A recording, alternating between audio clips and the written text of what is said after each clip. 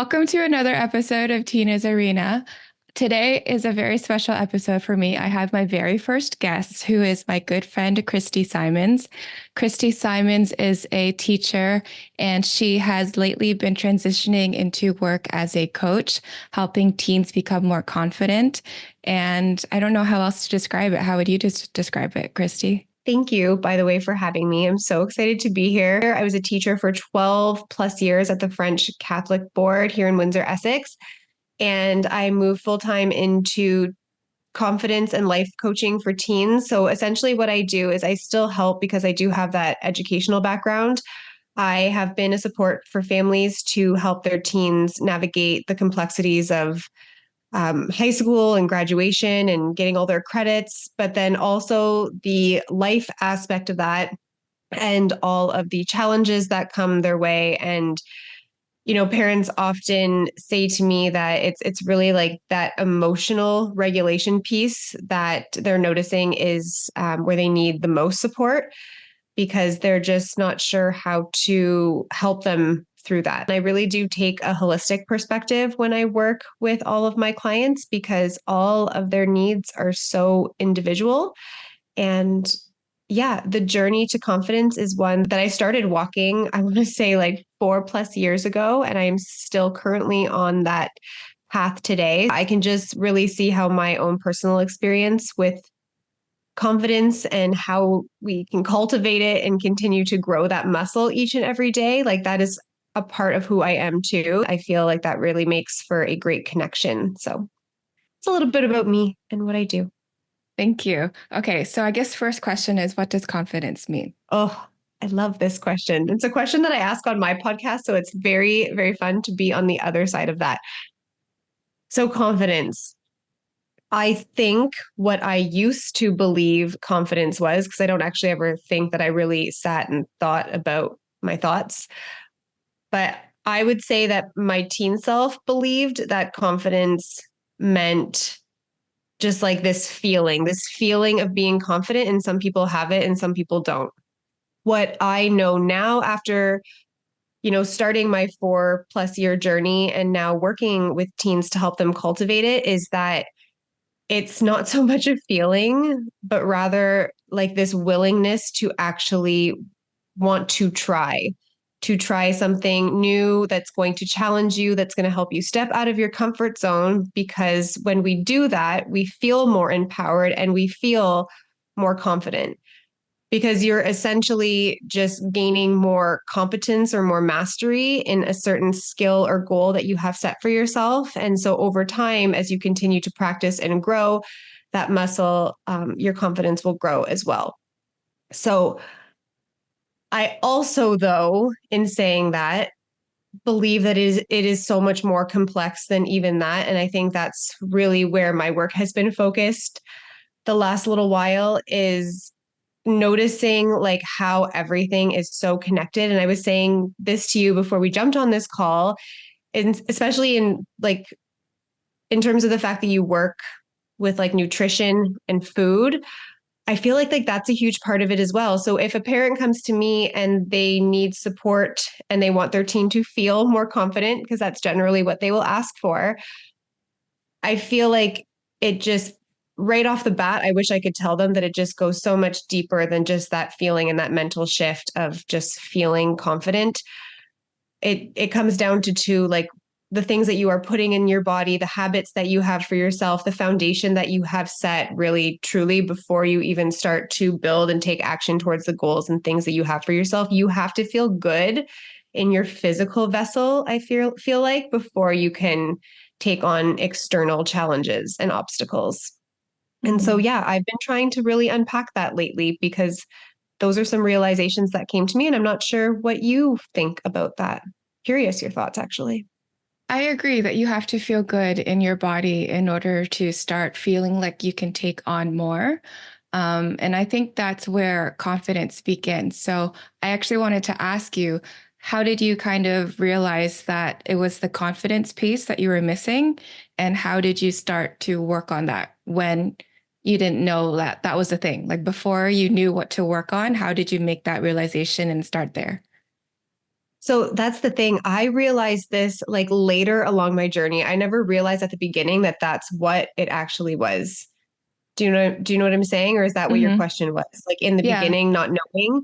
So what happened for me was when I had my firstborn in 2020, that was like my first major shift. So motherhood is what completely made me do like a 180, and the life that I was living before, full of toxic patterns and just completely like abandoning myself essentially. I did a shift and started to slowly go on this journey of taking better care of myself and just trying to show up in the best ways that I possibly could, changing my habits, and all the things. By the time I had my daughter in 2022, I feel like what had started as a more like health, fitness, and nutrition journey had then started to go like a little bit deeper. And I was starting to do like the inner work, working on things like emotional regulation, learning new ways of even, I don't know, talking about my feelings and how I am feeling, how I desire to feel.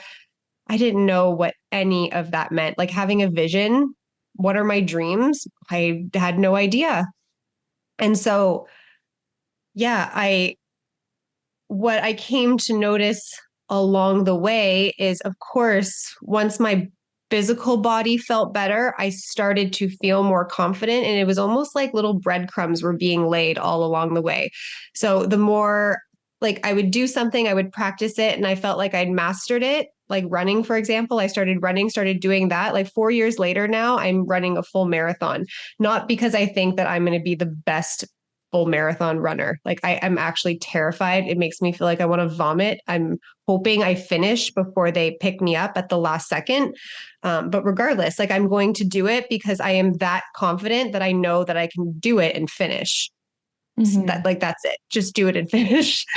Um, but yeah, really, truly, I feel like it's just the person that you become along the journey, and that's where your confidence grows. And it's just a muscle that you have to continue to grow. But the more that you show up and do things for yourself that make you feel better and allow you to feel better, the more you're going to want to try to do more things that make you feel better. And then you start to ask yourself, like, how good can this actually get? But it's about starting somewhere. And then when you're met with resistance in between, just knowing how to like shift your energy so that you can get back on track Hmm. and continue. I guess that was my question. Like, how did you initially develop the confidence? And it sounds like kind of making yourself do things that you feel are really hard, but it kind of feels like you can kind of get there, and Yeah. then building the discipline over time of just continually showing up for yourself. Yeah. And I don't believe, because my story, I would say in some way, like I used to describe it as I had like a breakdown to a breakthrough. So, like motherhood really shifting and catapulting me into like this new identity. But I don't believe that everybody has to have a breakdown to a breakthrough in order for them to start creating like those small shifts that will ultimately create like big changes in their life and bring about like more opportunities and more possibilities for them. I feel like just by listening to some of the stories, like if you really start to connect with other people and you listen to their stories, especially people that inspire you, you start to realize that like this is work, and this is stuff that anybody can do in order to feel their best.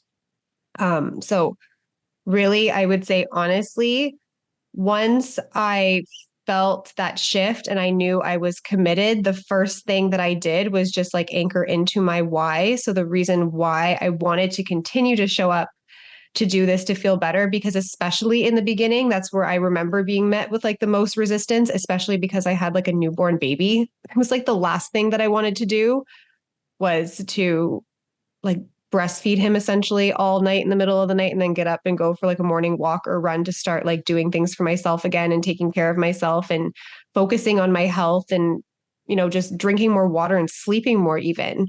Hmm. So yeah, so many things. And technically, at that point in your life, that was the beginning of your journey, right? So that you didn't have all of these, all of this proof that you could show up for yourself before. This was like a whole new thing, kind of stepping into something completely new that you haven't done before. Yes, exactly. And also, I feel like because And I mean, I have so much compassion for who I was before I became a mom, my teen self, my in my 20s self, but she definitely had a pattern of disappointing herself. And so I think what may have happened is when I became a mom for the first time, I did not want that pattern to keep repeating itself. I did Mm-hmm. not want to show up as that version of myself for the tiny human that I had created. Um, and so, yeah, ultimately it meant changing, and changing has been incredibly uncomfortable. And I'm just going to say it, like freaking really hard at times, Yeah, but also like so incredibly worth it. I agree. Mhm. Change is definitely extremely, extremely uncomfortable. I Yeah. know you asked this question on your podcast, and I'm excited to ask it to you. Is there Ooh. anything that you want to tell your teen self? Oh, yeah. If you could speak to your teen self, this Hmm. question that I ask all my listeners, I'm always saying that this answer could change like day to day. If you ask this question, like one day it could be something completely different the next day if you were to ask it. And in this moment, it would just be to start now and not wait to start your journey. And then I recognize, though, in saying that, that if I were to go back and actually put myself in my teen self's shoes, she would have no idea everything. Like she wouldn't have had all of the knowledge that I have now, nor like the skills, the tools, all of the things, the community that I surround myself with, like the people. Like I also feel like, your vibe is your tribe. And I really do surround myself with people that are going to help me to want to challenge myself to feel more confident. So I feel like it's definitely important to have accountability and support. But yeah, it would just be to start now and don't worry about, the obstacles and those challenges that'll come along the way. Like those are the most important parts of the journey, because in those moments and those experiences, you're going to learn so many lessons, and then you get to grow and like feel that joy on the other side, and you become really proud of yourself, and then you start to feel like that deep love for yourself and deep self-trust. And yeah, I feel like literally this is the whole point of life, is to go on this journey and just see how good it can get. Hmm. I agree. And share it along the way. Yeah, and I, share meaningful conversations and just being vulnerable, because we're all going along our own journey hmm. and And they're all so experiencing all the similar, things. right? Yes, Like we all exactly. suffer so similarly. Hmm. So, how does running fit into all of this for you? Interesting question. I'm glad you asked me that one today, because that one's going to make me think a little bit. Running has running has evolved for me over the past 4 years too, interestingly enough. When I first started running back after I had my son in 2020, it was also the pandemic and all the things. So we're not going to go down that road, but it was just a really challenging time. We were also building a house at that time, and so because of the pandemic, our house and the build kind of got pushed back, like we're talking like months. So it ended up being like over a year that we had to live with my parents with a newborn baby, and it was an interesting time. And so running really in that time, just because of everything that I was experiencing that was so new, I feel like it became like one of those like mental outlets for me. It just allowed me that space and time to be just with myself. And I just really found it to be an awesome way to move my energy around. Like some mornings I would go for 5K, other mornings it might like just be two. Like it was always different. Like I was never out there. It never felt forced, I guess is what I'm trying to say. Like I still to this day at 5 a.m. when my alarm goes off. I mean, there's some mornings where I'm a little bit tired, but often like I'm excited to get out there and just to go have that time for myself, just because it's a habit that I've created that just really stuck. So I encourage my clients to, like, it doesn't mean that running is going to be it for them, but I'm 100% convinced that everybody has like something or like a few things that they can feel this way about that also makes them feel incredible. And so what really I feel like I used for like my mental health more so in the beginning now has just become like something that I just honestly love to do. Like Hmm. I just love running. I don't feel like I need it for anything anymore. I just love it, so I do it. I don't know that I'm going to love running 40 kilometers, which is I think a full marathon. Maybe it's 42. It might be a little 42. over 40. Yeah, isn't it? Perfect. Um but yeah, I think again, it's the person that I become along the journey of having to prepare for something like that, or even just the person that I am because of the fact that I wake up in the morning, like because of the fact that I prioritize my sleep. And then I get up in the morning and I get fresh air right away. I try to stay like off of my device if I can.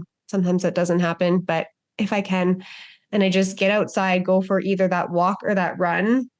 And I'm telling you, just by doing this and then having like a big glass of water when I get back, my days always start off like on the best foot. Always. Hmm. Hmm.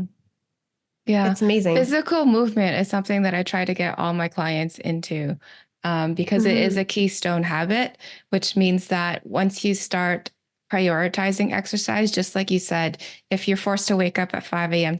Every morning, it forces you to prioritize the rest of your schedule. So now you have to wake up at 5. So then you're going to prioritize going to bed earlier so that you're able to wake up at 5.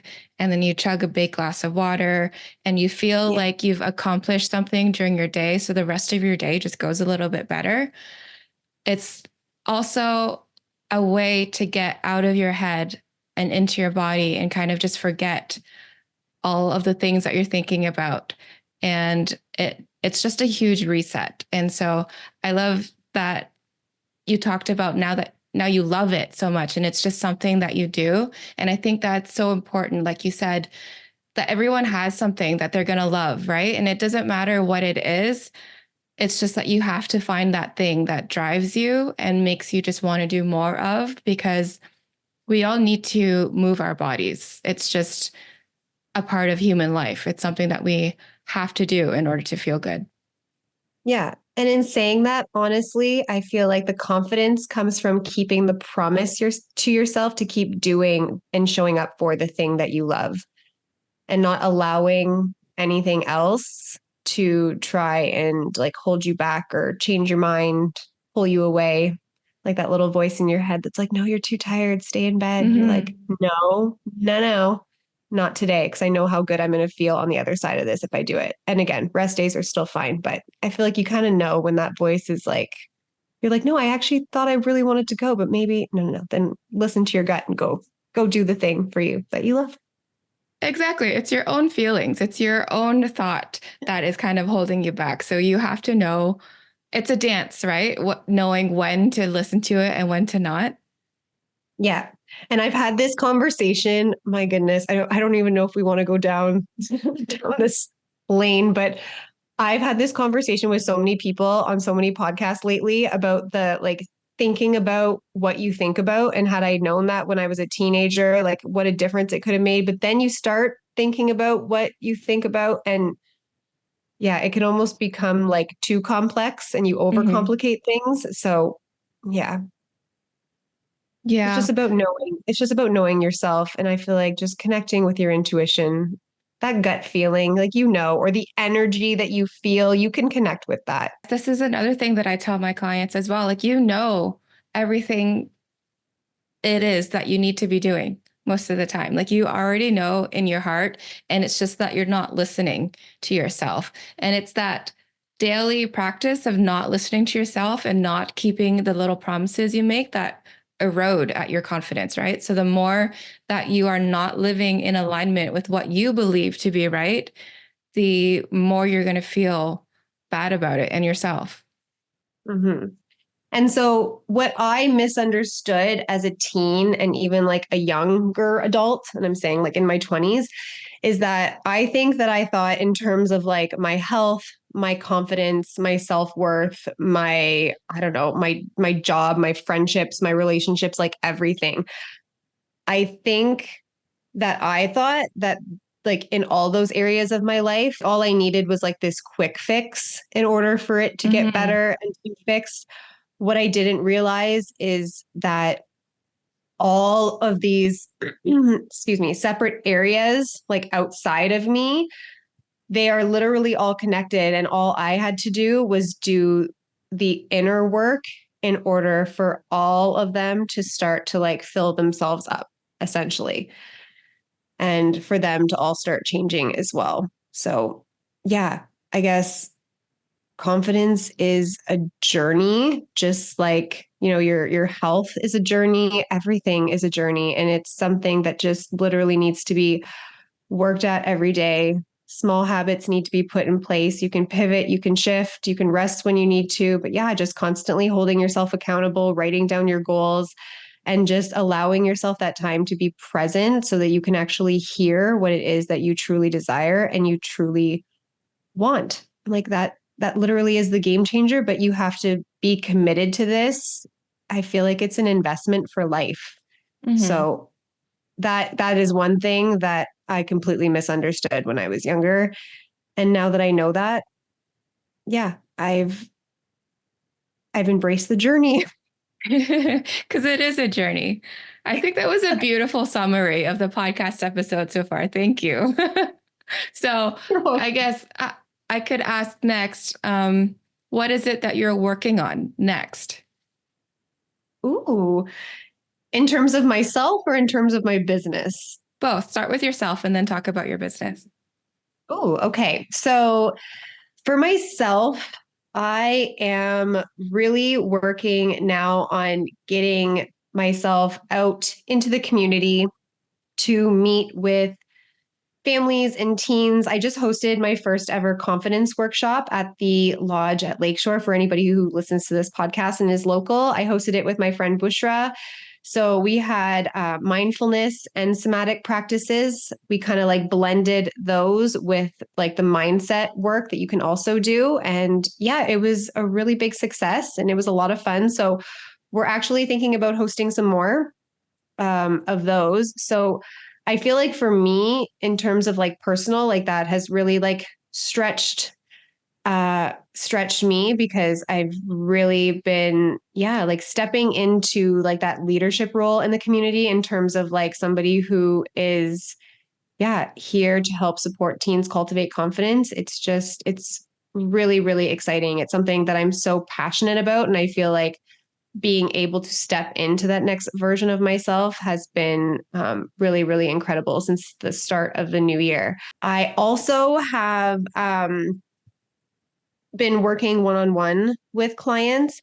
And so, in terms of my business, I feel now it's kind of moving in the direction where I can see an actual community starting to form as I'm starting to be like at capacity. So, I'm trying to figure out a space so that I can connect with more people and also still work one on one with clients for those that, yeah, that need the support. So, guess that's what's going on with me. And then the full marathon, of course, that I'm running. So just training for that. That's coming October of 2024. So yeah, looking forward to all those things. I just had a flashback deja vu moment. Like this has happened before. It's so crazy. Oh, I love when that happens. Can you pinpoint like exactly what it is? It's so hard. I can never do it. I just like this exact moment of talking to you and like looking at your like position on my screen and just what you said. This exact moment has happened before in my mind, which is so Ooh, cool. Yeah. I love that, Tina. I'm gonna have to listen to this episode back then sometime in the future and see if like anything connects. Very Hmm. cool. Okay. So, Very what cool. does it look like when you work with a client usually? How does that process go?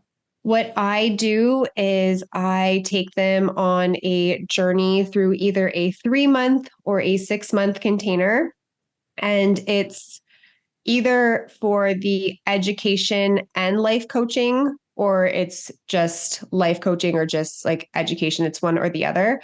Um, so yeah, over the last like 4 years, I was specifically focused on helping teens who were struggling to graduate from high school to get their credits and on taking them through my Confident Teen program. Really, the work that I do is taking them on a journey that starts with that pre-work that like lays the foundation for what confidence means to them, and understanding like their physical and their energetic body, and how when we can take care of it with confidence, we will ultimately, as I said, house a vessel that just feels more confident and better to actually be and to show up for the actions that we want to take in our life. I also have my own signature framework, which is the mindful mountain cycle. So helping them, as I said, to move through a challenge, to challenge their beliefs and their thoughts, and yeah, just really get them to connect with themselves in that safe space. And so that's kind of,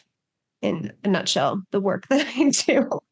I love that. And as you were talking, I was thinking too, like how impactful that would have been on my life if I had you when I was a teen too. Oh, thank you. Mhm. Thank you. Yeah, I So, love it. I do. where can people find you and reach you? I do have a podcast. It is Confident Teen, and you can find it on Spotify, or I also am on Apple. I'm probably most active on Instagram. So you can find me at Confident Teen Teacher over there. And I have a website, www.Kristi, that's Kristi, Simons, Simons, coaching.com. If you head on over there, it's still kind of under construction, I'm not going to lie, but I do have my calendar link up and available if ever you want to book a connection call. That's it. Awesome. Thank you.